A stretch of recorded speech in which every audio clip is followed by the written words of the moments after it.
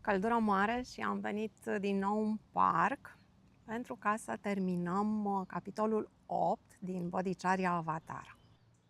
Capitolul 8 este dedicat meditației și în prima parte am povestit despre felul în care meditația pe care ne-o înfățișează Shantideva este diferită de meditația cu care suntem noi familiari din Yoga Sutra lui Patanjali, de exemplu. Am vorbit despre retragerea în solitudine, am vorbit despre desprinderea de atașamente și dorințe. Dar aceasta a fost doar pregătirea. Pentru că după ce mintea se liniștește, Shantideva ne propune să reflectăm la două mari teme. Două mari teme relevante pentru bodhicitta. Dacă mai țineți minte, în primele capitole se vorbea despre bodhicitta relativă și bodhicitta absolută. Din prisma bodhicittei relative, avem aceste două mari teme care revin, pentru că le-am mai atins în capitolele precedente. Și aceste două mari teme sunt egalitatea sinelui cu ceilalți și schimbul de sine cu ceilalți. Egalitatea cu ceilalți, Paratma Samata, schimbul de sine cu ceilalți, Paratma Parivartana. Sună complicat, dar practic această a doua temă, Paratma Parivartana, nu înseamnă decât a te pune în papucii celuilalt. Să citim versurile. Mai întâi ne vom strădui să medităm la faptul că suntem egali cu ceilalți. Suntem egali în fața fericirii și a suferinței. Astfel vom proteja ființele ca pe noi înșine. Voi alunga suferința altora, pentru că și ei suferă ca mine. Voi face bine celorlalți, pentru că sunt asemenea cu mine. Dacă ceilalți și eu însumi fugim la fel din calea suferinței, cu ce drept să mă apăr doar pe mine și nici de cum pe ceilalți? Nici nu am ce să comentez aici, versurile sunt suficiente. Cine suferă e obligat să facă ceva contra suferinței. Durerea de la picior nu o simt la mână. De ce cu mâna iau durerea? Dacă luăm mâinile și picioarele drept membre ale aceluiași corp, de ce să nu considerăm ființele drept membre ale aceleiași lumi? Interdependență, conectare în loc de indiferență. Analogia pe care o folosește Shantideva este cea a corpului uman. Dacă o parte suferă, întregul nu poate să fie fericit. Mâna îngrijește piciorul atunci când acesta suferă. Mâna nu spune, pe mine nu mă doare, eu sunt bine, nu particip. Deși sunt membre diferite, mâna și piciorul sunt membre ale aceluiași organism. Și mâna este cea cu care vom îngriji piciorul. Similar, noi suntem părți ale aceluiași întreg și ar trebui să fie natural să ajutăm celelalte părți aflate în suferință. Dacă ne exersăm astfel spiritul, a alina suferința altuia e o bucurie și vom intra în infernul tulburărilor, cum intră lebăda în lac printre loturi. Ceea ce este nou în acest capitol este tehnica pedagogică pe care urmează să o introducă Shantideva în argumentarea sa. De acum încolo, Shantideva folosește foarte mult dialogul.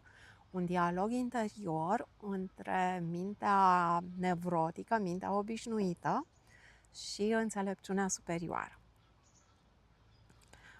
Poate că pare nelogic, dar e urmarea cultivării eului. Eu și altul nu se bazează pe nimic. Iată de ce va trebui să ne eliberăm. În traducere ar fi cam așa. Poate că pentru mintea obișnuită această perspectivă în care este foarte important să ai grijă de celălalt poate să pară ilogică. Dar este ilogică doar prin filtrul egotic. Pentru că vine înțelepciunea care ne amintește că eu și altul sunt doar concepte care nu se bazează pe nimic. Nu există un eu independent, un eu care există altfel decât în relație cu întreg universul. Nu există ființă afectată de suferință. Cine atunci e posesorul suferinței? Deci, eul, așa cum îl percepe mintea obișnuită, nu există. Dacă eul nu există, în mintea obișnuită poate să apară întrebarea, atunci cine suferă? Dacă nimeni nu suferă, poate suferința nu există. Budismul ne spune foarte clar, chiar dacă ideea de eu izolat nu există, suferința este reală. De aceea, compasiunea nu trebuie să rămână doar o teorie frumoasă, ea trebuie să se transforme în ajutor concret.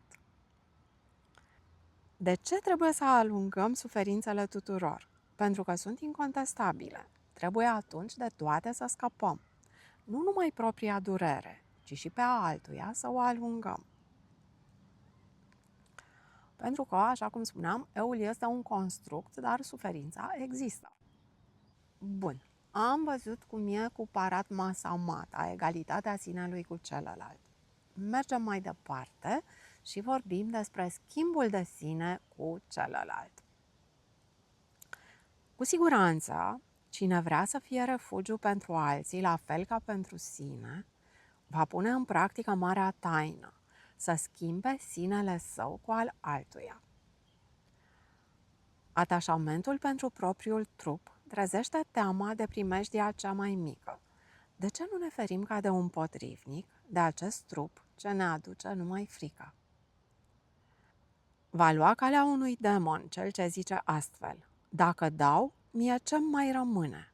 Va lua calea unui zeu cel ce zice așa: dacă eu am, de ce să nu dau și altora? Cine face rău altuia ca să-și facă lui bine, va avea de suferit în lumile inferioare. Cine își face lui rău ca să facă altuia bine, va avea parte de toate fericirile.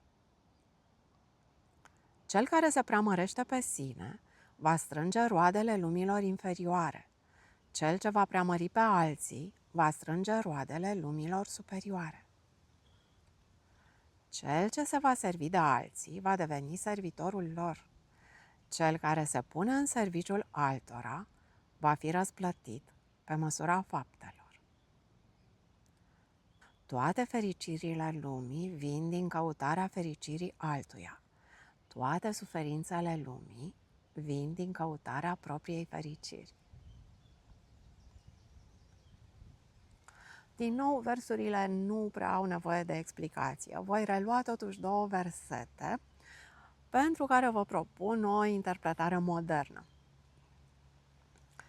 Atașamentul pentru propriul trup trezește teama de primejdia cea mai mică. De ce nu ne ferim ca de un potrivnic de acest trup ce ne aduce numai frică?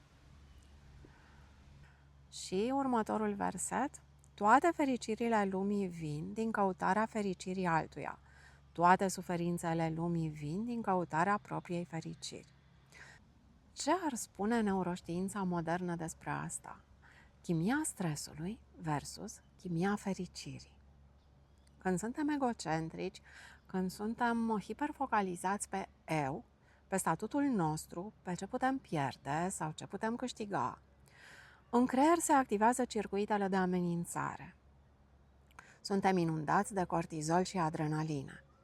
În schimb, când ajutăm pe cineva, se activează sistemul de recompensă al creierului și se eliberează un cocktail de hormoni buni: oxitocină, serotonină și endorfină.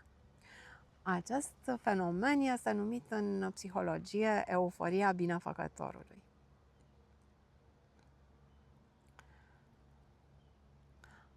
Din această perspectivă, cele două tehnici, egalitatea sinelui cu ceilalți și schimbul de sine, nu mai sunt niște instrucțiuni moralizatoare, ci aproape că putem spune că sunt practici de well-being. Ei, și de la versetul 140, Shantideva ne oferă metoda sa unică pentru schimbul de sine. Această metodă este absolut genială și nu mai apare în nicio învățătură budistă. În chiar versetul 40 avem sumarul, descrierea tehnicii. Fiind una cu toate ființele, punându-le în locul meu, voi medita fără alt gând la gelozie, la rivalitate, la orgoliu. Ne explică Shantideva mecanismele care generează aceste 3 emoții negative. Am mai vorbit despre ele pentru că repetiția este mama învățăturii. Atunci când ne raportăm la o ființă pe care o considerăm superioară, prin bogăție, prin poziție socială, prin cunoaștere, faimă și așa mai departe, simțim invidie, gelozie. Incapacitatea de a suporta succesul altuia, de a ne bucura pentru reușita altei persoane. Atunci când ne raportăm la cineva pe care îl considerăm pe același nivel cu noi, apare rivalitatea, competiția. Iar alături de cineva pe care îl considerăm mai prejos, mai urât, mai slab, mai prost îmbrăcat, completați pe linia punctată, apare disprețul, aroganța, despre care se spune că blochează creșterea, blochează capacitatea de a învăța. Contextul mai larg, în budism, mintea nu este privită ca un bloc omogen, ci ca un flux de stări mentale. Iar gelozia, rivalitatea și disprețul sunt considerate ca fiind cele 3 otrăvuri secundare, derivate din cele 3 mari otrăvuri ale minții, kleshas, pe care noi le știm de la yoga. Noi la yoga știm 5 kleshas, în budism se acordă mai mare atenție doar celor 3 klesha care sunt raga, dvesha și avidya. Dorința, respingerea și ignoranța. Shantideva ne invită să ne punem pe rând în cele 3 situații și să ne dăm voie să experimentăm pe deplin, să resimțim complet emoțiile care însoțesc aceste stări, meditând la ele fără niciun alt gând. Ideea este, pe de o parte, să-ți dai voie să resimți din plin emoția pe care de obicei o reprimi și, în al doilea rând, de a experimenta cum se simte la celălalt capăt. Atunci când ești invidiat, atunci când ești disprețuit sau atunci când ești în competiție. Și metoda unică a lui Shantideva pentru a deconstrui aceste emoții este dialogul interior. Și ia Shantideva cele 3 situații pe rând. Atunci când suntem în prezența unei persoane pe care o considerăm superioară, atunci când suntem alături de cineva pe care îl considerăm pe același nivel și atunci când suntem într-o situație în care noi ne considerăm superiori. Așa cum spuneam, schimbul de sine poate suna complicat, dar nu înseamnă decât a te pune în pielea celuilalt. Mai întâi ne raportăm la o ființă, să-i zicem, superioară. El e bine văzut, iar eu nu. Eu nu câștig atât cât el câștigă. Pe el îl laudă, pe mine mă bârfesc. Eu sufăr, în vreme ce el e fericit. Eu trag din greu, iar el este în largul său. El are parte de mărire, eu sunt mărunt și fără calități. Gelozie, nu? Asta simțim față de cineva care pare mai sus decât noi. Apoi, în versetul următor, ne învață cum să demontăm această gelozie. Cum să ne imaginăm un om fără calități? Toată lumea are calități. El poate fi neînsemnat față de alții, iar eu pot fi mai bun ca ceilalți.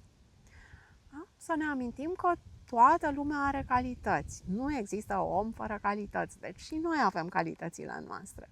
În același timp, cel pe care îl invidiem, la rândul lui poate este considerat mai prejos de alții. Dacă el nu are grijă de mine, de ce să fiu obiectul disprețului său? Și la ce îi folosesc calitățile sale de care profită doar singur?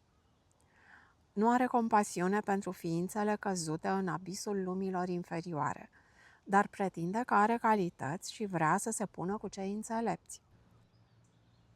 Dacă cel pe care îl invidiem nu își pune calitățile în slujba binelui, poate nu chiar avem de ce să-l invidiem. Urmează rivalitatea cu cel pe același nivel cu noi, cu cel egal. Cât despre cel egal cu mine, ca să-l întrec în toate, voi căuta, chiar luptând, să fiu bogat și renumit. Voi face imposibilul, mă voi trudi, să ajung vestit în lumea toată, ca nimeni să nu mai poată vorbi de calitățile care îi aparțin celuilalt. Îmi voi ascunde defectele bine și nu-l vor lăuda pe el, ci pe mine. O să câștig bani cu grămada. El nu va fi bine văzut, eu da. O să observ cu plăcere purtarea sa nedemnă, să ajungă de râsul tuturor și să fie demn de dispreț. Urmează disprețul atunci când privim în jos cu aroganță. Se pare că acest nenorocit vrea să se pună cu mine, dar prin ce vrea să mă întreagă? Prin educație, prin ceea ce știe sau prin frumusețe, castă, bogăție? Auzind de peste tot lauda calităților mele, voi simți fior de bucurie și voi gusta o dulce plăcere. Presupunând că celălalt are ceva avere, dacă lucrează pentru mine, o să-i las doar cât să aibă din ce trăi și voi lua cu forța tot ce prisosește. O să-l lipsesc de fericire și îi voi face rău în neștire, drept plată pentru răul făcut de atâtea ori în samsara. Aceste versete reprezintă monologul ego-ului rănit. Shantideva ne lasă intenționat să auzim cât de meschin și cât de violent sună vocea noastră interioară sub imperiul acestor emoții. Primim o oglindire psihologic brutală. Din fericire, inteligența superioară intră în acțiune și oprește acest delir al minții nevrotice. O minte, căutând al tău interes, ai trecut prin nenumărate calpa. Și drept preț al acestui imens efort, ai avut parte numai de suferință. Calpa sunt ere, da? Unități de măsură ale timpului. Timp de nenumărate existențe ai gândit așa și asta ți-a adus doar suferință. Iar acest verset este momentul în care vocea conștiinței, înțelepciunea, terapeutul suprem, intervine și ne pune oglinda în față. Privește-te, faci asta de mii de ani și nu ți aduce decât durere. Nu crezi că e timpul să schimbi strategia?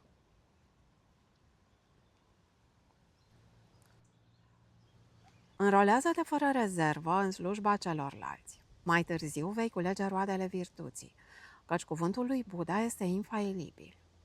Fii rezervat cu al tău renume și exaltă pe alții. Puneți eul în slujba tuturor, ca pe un umil servitor. De vrei să ai parte de bucurie, nu căuta bucuria ta.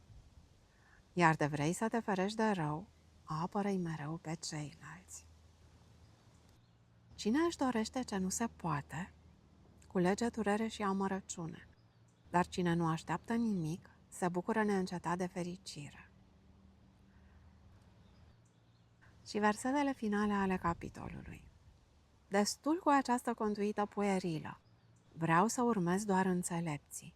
Amintindu-mi învățătura practicii, voi alunga indolența și amorțeala. Ca bodhisattva, plin de compasiune, mă voi consacra cu răbdare datoriei. Cum voi ajunge să pun capăt suferinței dacă nu voi face eforturi zi și noapte? Pentru a risipi cele două voaluri, voi îndepărta spiritul meu de căile greșite și îl voi fixa în echilibrul unic al egalității, cu veritabilul obiect al concentrării sale. Egoismul nu este un păcat moral, ci lipsa de maturitate psihologică. Așa cum un copil trebuie să învețe că lumea nu se învârte în jurul său, la fel, mintea umană trebuie să depășească egocentrismul pentru a avea acces la fericire. Versetul 187 vorbește despre risipirea celor două voaluri, voalul emoțiilor perturbatoare și voalul ignoranței, prin fixarea în echilibrul unic al egalității. Aici se închide bucla deschisă mai devreme la versetul 101. Shantideva ne arată că dizolvarea eului nu se face fugind într-o transcendență rece, ca în capcana Advaita, ci coborând direct în realitate, slujirea celorlalți. Absolutul, vacuitatea eului, se validează prin relativ, compasiunea în acțiune. Dacă ar fi să luăm o singură idee din capitolul 8, probabil ar fi următoarea. Sursa cea mai importantă a suferinței este preocuparea obsesivă pentru sine, iar sursa cea mai importantă a fericirii, deschiderea către ceilalți. Shantideva nu ne invită nici să fim martiri, nici să ne neglijăm nevoile. Ne invită să observăm ce se întâmplă atunci când mintea se contractă ca să protejeze ego-ul. Apar teama, competiția, invidia, disprețul. În timp ce atunci când ne deschidem pentru a fi de folos, apare sens, apare spațiu, apare pace. Și ne oprim aici și va urma capitolul 9, foarte frumos și acela. Vă las cu bine, pe curând!